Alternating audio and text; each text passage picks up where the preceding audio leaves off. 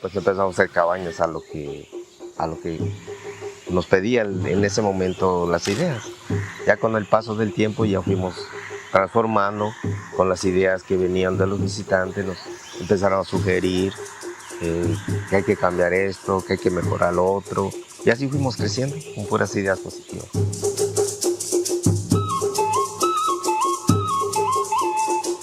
Soy Damián Leonel Gomechón, fundador de Quixpancash. Quixpancash significa selva bonita. En Selva Bonita hacemos lo que es la extracción del jugo de caña. El jugo de caña se hace en un instrumento manual hecho de madera y se necesita 4 personas para poder manejarlo. Mi nombre es Margarita Chimal, soy gerente del Centro Ecoturístico Selva Bonita.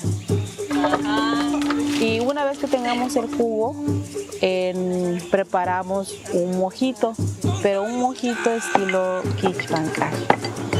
Pues los ingredientes son el jugo de caña que se extrajo.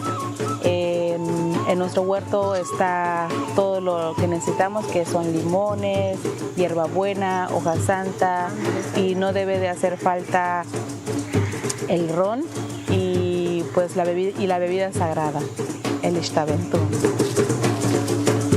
También hacemos la extracción del enequem, pues es una cosa tradicional que los abuelos también tenían, donde ellos procesaban su hilo para hacer su hamaca. Bueno, sacaban de la penca, hacían lo raspaban y salía lo que era el sosquil que le decimos nosotros. En Selva Bonita también, si es una fecha especial, por ejemplo una luna de miel o algún cumpleaños, también podemos realizar una cena romántica. La cena romántica es con platillos tradicionales de la península. Sigue el camino sagrado, sigue el camino a Selva Bonita.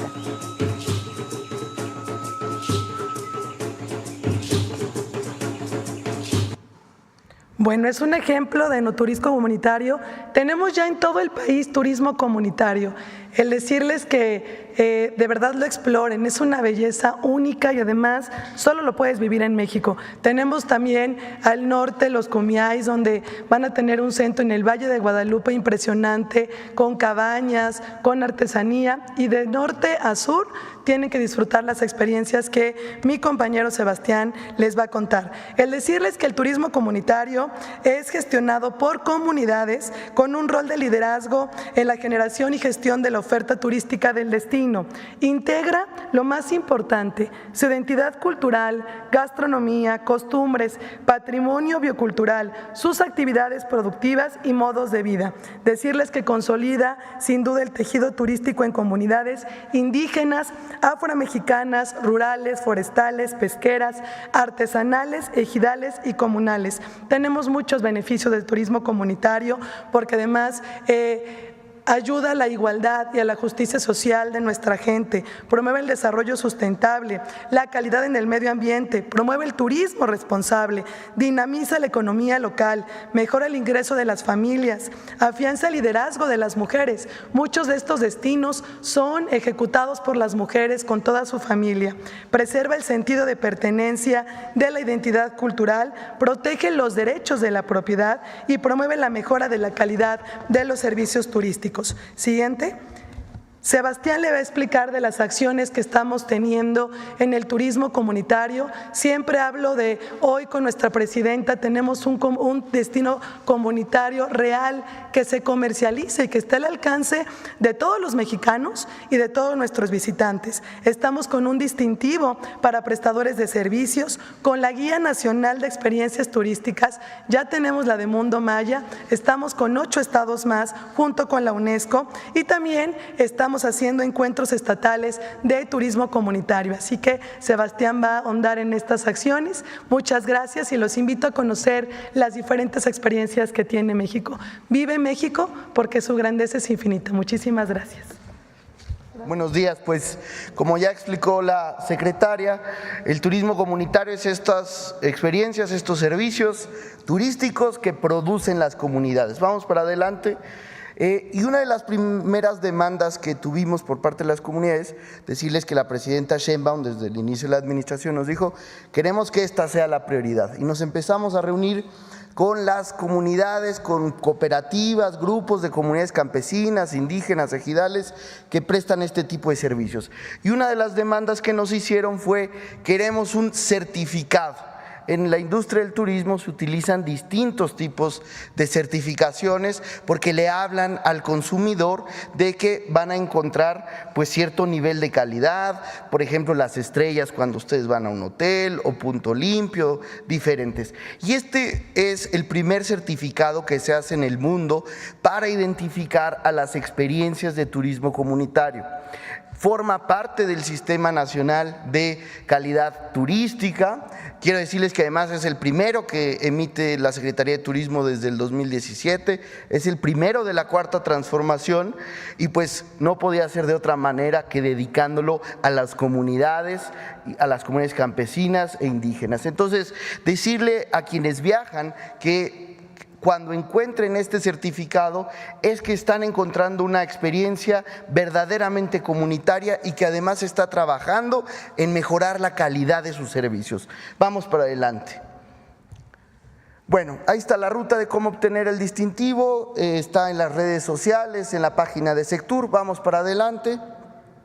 Otra estrategia importante es esta Guía Nacional de Turismo Comunitario. Hemos lanzado una convocatoria para hacer una guía, para identificar, esto lo estamos trabajando en conjunto con la UNESCO y estamos identificando a las experiencias de turismo comunitario que ya existen en el país, ¿para qué? Para ayudarles a difundirlas, a promocionarlas, etcétera. Entonces con UNESCO hemos lanzado esta convocatoria, hemos recibido hasta el día de hoy 1,358 experiencias en 9 entidades de la República. Ahora vamos a una etapa de curaduría, identificar cuáles son las que están más consolidadas para que pasen a esta Guía Nacional de Turismo Comunitario. Vamos para adelante. De hecho, esta guía la comenzó en una primera etapa la UNESCO en la región de la península de Yucatán, ya se hizo en Mundo Maya, ahí está el QR, seguramente lo vamos a difundir ahorita en las redes sociales y ahora lo estamos haciendo en otros 9 estados para que finalmente la podamos tener de las 32 entidades, porque en todo el país hay este tipo de oferta. Vamos para adelante. Bueno, decirles que esta guía, todas estas experiencias de turismo comunitario también están en torno al Tren Maya, entonces estamos haciendo un trabajo de difusión, de promoción para que, como lo soñó el presidente López Obrador, el Tren Maya sea un instrumento para que los turistas lleguen a las comunidades mayas, a las comunidades indígenas, entonces estamos trabajando y que los turistas entren tierra adentro. Más para adelante. Pues eso es lo fundamental, presidenta, y muchas gracias. Buenos días. Bueno, vamos a ver nada más 2 gráficas. El INEGI tiene una encuesta muy importante que presentamos hace algunas semanas, que es la Encuesta Nacional Ingreso-Gasto de los Hogares. Es una encuesta en donde se hace muchas preguntas durante varios días a hogares escogidos al azar para poder saber por decil de ingreso, es decir, por los porcentajes de ingreso y gasto de los hogares, desde los más pobres hasta los que tienen más recursos económicos, cuál es el ingreso de las familias y en qué gastan el dinero las familias. Cada 2 años se hace esta encuesta nacional ingreso-gasto de los hogares. El ingreso no solamente es monetario, el ingreso puede ser de distinto tipo, puede ser en especie también. Y no solamente corresponde a salario, puede ser de alguna renta, que una familia rente un espacio, puede ser, es decir, no solo es ingreso por trabajo, sino otro tipo de ingresos. O programas sociales, programas de bienestar, en donde representa un ingreso al hogar, pero que no necesariamente está vinculado con el salario de un trabajo. Entonces, un ingreso en el sentido más amplio. Y el gasto son preguntas muy específicas, donde le preguntan a las familias qué encuestan, en qué gastaste tu dinero, para alimentación, para viajar o para qué lo gastaste.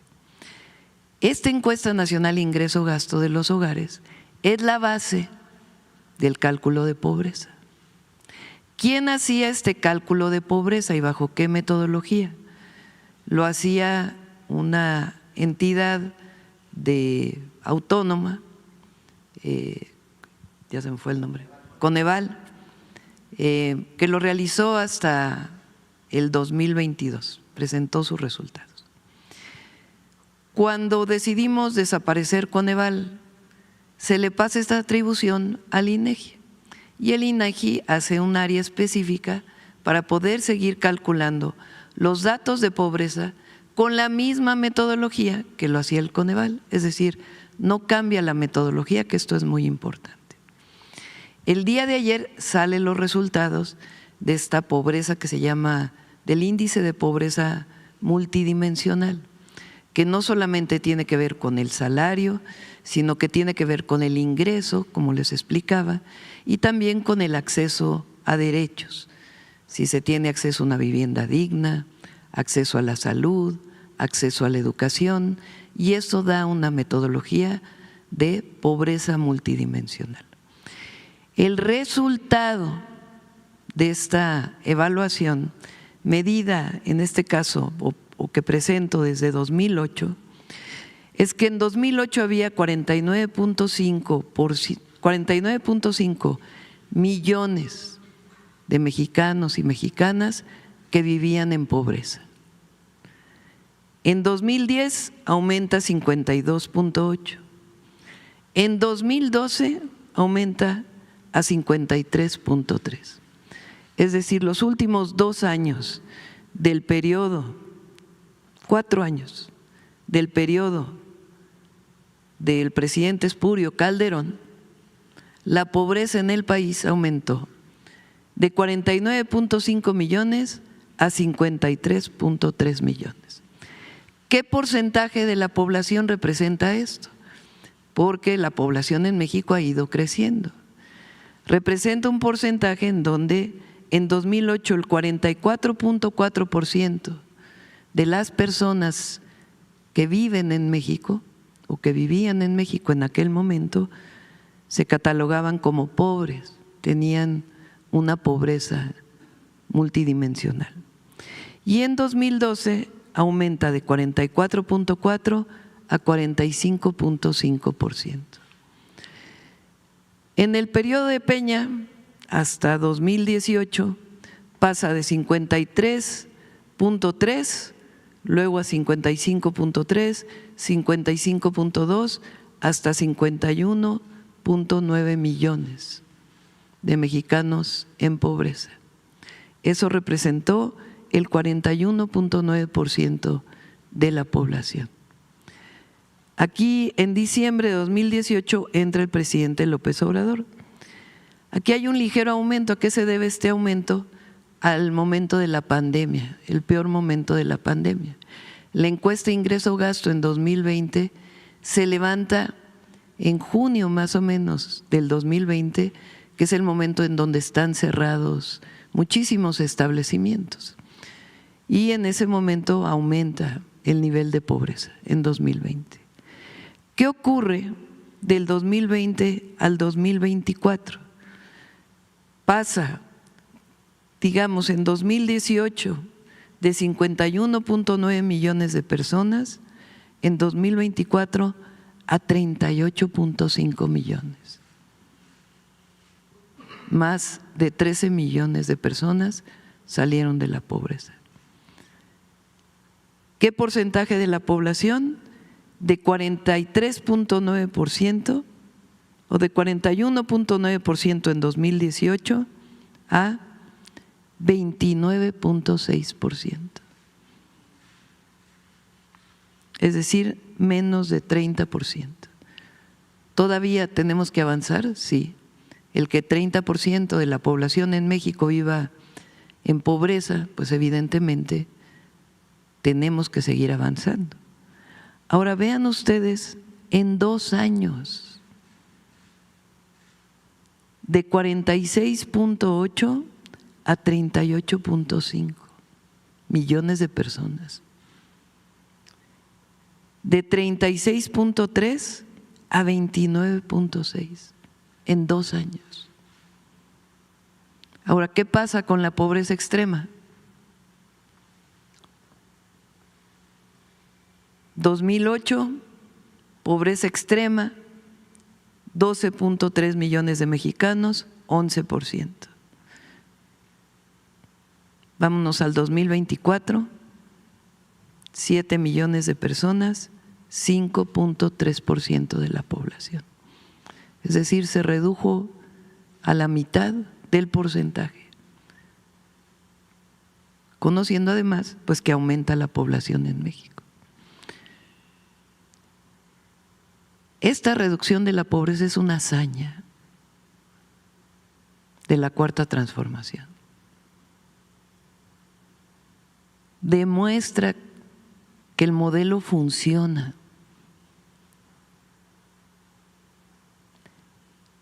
Porque redujo la pobreza y además la desigualdad.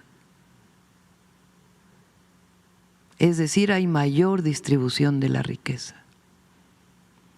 ¿A qué se debe esta reducción? Evidentemente, al incremento en el salario mínimo, a los programas de bienestar y al acceso a los derechos.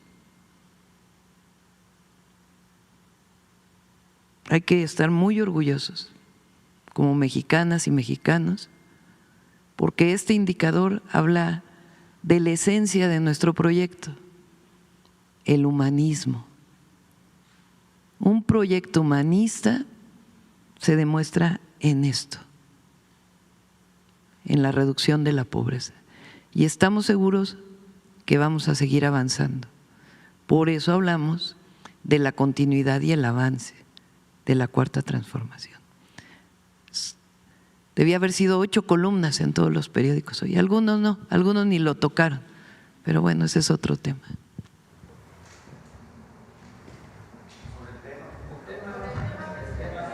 Bueno, nada más quiero resumirles otra vez los datos que dio Josefina. Vamos a turismo.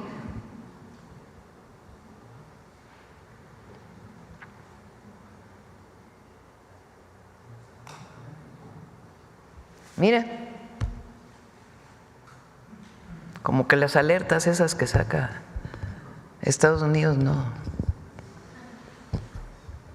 tienen mucho impacto que digamos, ¿verdad?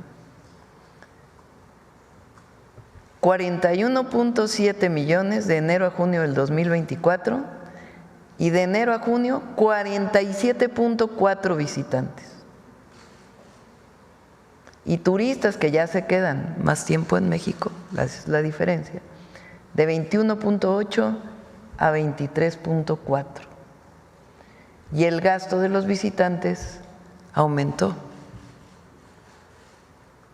Como bien dice Josefina, México está de moda. Hermila Galindo Acosta fue una revolucionaria feminista, política y aguda pensadora mexicana. Nació el 2 de junio de 1886 en la hacienda de San Juan de Avilés, Durango. Hermila se formó en taquigrafía, mecanografía y telegrafía en la Escuela Industrial para Señoritas de Chihuahua. Huérfana de ambos padres, a los 16 años tuvo que empezar a trabajar dando clases. Sus preocupaciones por la situación del país y de las mujeres la llevaron a incorporarse en 1906 al Club Admiradoras de Juárez. 3 años después, asistió en Torreón a un acto donde el abogado Francisco Martínez Ortiz leyó un discurso en el que exaltaba la figura de Juárez y atacaba la dictadura de Porfirio Díaz. El alcalde de Torreón ordenó recoger el original para evitar su difusión, Pero Hermila Galindo lo registró taquigráficamente y lo dio a conocer en Durango y en Coahuila. Comenzó así a hacer propaganda en grupos antirreeleccionistas. Hermila Galindo se mudó a la Ciudad de México en 1911, donde trabajó como profesora y como secretaria particular del general Eduardo Ay, un revolucionario cercano al entonces presidente Francisco Ignacio Madero. En 1913, Venustiano Carranza llamó a las armas para combatir al gobierno golpista de Victoriano Huerta. El ejército constitucionalista entró victorioso a la capital del país el 20 de agosto de 1914. Hermila, en representación del club Abraham González, fue designada para dar la bienvenida a Carranza. Su discurso impactó al líder revolucionario, quien le pidió que fuera su secretaria particular. A partir de entonces, Hermila desarrolló una intensa actividad política para difundir los principios del constitucionalismo y del feminismo. Incansable, recorrió prácticamente todo el país y creó consejos feministas en la mayoría de las entidades de la República. También viajó al extranjero y escribió para el periódico El Pueblo, órgano oficial del constitucionalismo. En 1915, Hermila Galindo fundó y dirigió el semanario La Mujer Moderna. En 1916, participó en los 2 congresos feministas de Yucatán. No asistió físicamente, pero envió sus ponencias para que fueran leídas. Los temas que defendió giraron en torno a los derechos políticos y a la educación sexual de las mujeres, lo que desató una intensa polémica. Hermila también pidió que se aprobara el voto de la mujer en el Congreso Constituyente de Querétaro, pero los diputados rechazaron la iniciativa. Aún así, Hermila decidió lanzarse como candidata a diputada por el Distrito V del entonces Distrito Federal, en las elecciones de marzo de 1917, argumentando que si bien la Constitución de 1917 no les daba a las mujeres el derecho explícito al voto, tampoco se los negaba, dado que el genérico masculino, ciudadanos, las incluía. No obtuvo la victoria, pero marcó un precedente en los cuestionamientos sobre el lenguaje y los derechos de las mujeres. El 21 de mayo de 1920, tras el asesinato de Venustiano Carranza, Hermila Galindo abandonó sus actividades políticas. A pesar de ello, siguió activa en el mundo de las ideas y el arte que le apasionaban. En 1940, recibió la Medalla al Mérito Revolucionario. Hermila Galindo falleció el 19 de agosto de 1954. Sin embargo, unos meses antes, vio realizado uno de sus más grandes anhelos. Las mujeres obtuvieron el derecho a votar en 1953. Para Hermila Galindo, la ciudadanía plena de las mujeres era un asunto de estricta justicia, convencida de que solo cuando las mujeres tuvieran acceso al voto, podrían organizarse para defender sus intereses, los intereses de sus hijos y los de la humanidad.